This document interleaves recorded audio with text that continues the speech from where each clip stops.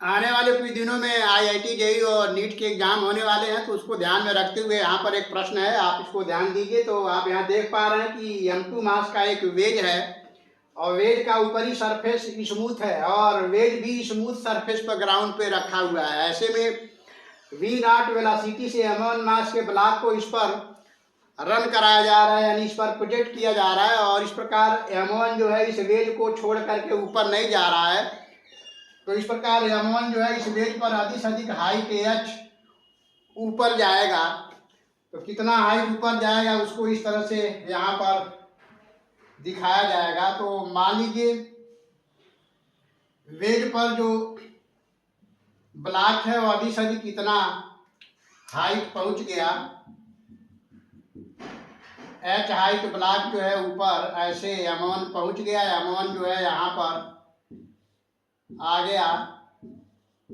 तो इस h height की वैल्यू आपको पता करना है। तो जब M1 मास को इस वेज पर प्रोजेक्ट किया जाएगा तो ये दोनों ब्लॉक और M2 मास का जो वेज है दोनों कॉमन वेलोसिटी से रन करेंगे, क्योंकि पूरा का पूरा वेज जो है स्मूथ है ऊपर और नीचे दोनों, और इस प्रकार एक्सटर्नल फोर्स कोई नहीं लग रहा है, इसलिए मोमेंटम लीनियर मोमेंटम कंजर्व होगा।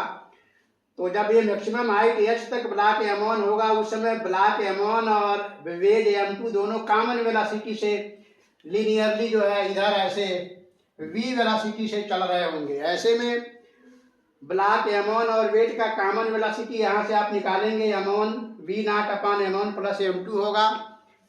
अब चूंकि बाहर से कोई एक्सटर्नल फोर्स नहीं लग रहा है और सारे सरफेस स्मूथ हैं, इसलिए एनर्जी कंजर्वेशन लॉ के द्वारा ब्लॉक के द्वारा जो अधिक से अधिक पोटेंशियल एनर्जी गेन होगा वो होगा M1GH। और ये पोटेंशियल एनर्जी जो ब्लॉक M1 गेन करेगा वो ब्लॉक का initial kinetic energy minus block plus wedge का फाइनल काइनेटिक एनर्जी के डिफरेंस के बराबर होगा।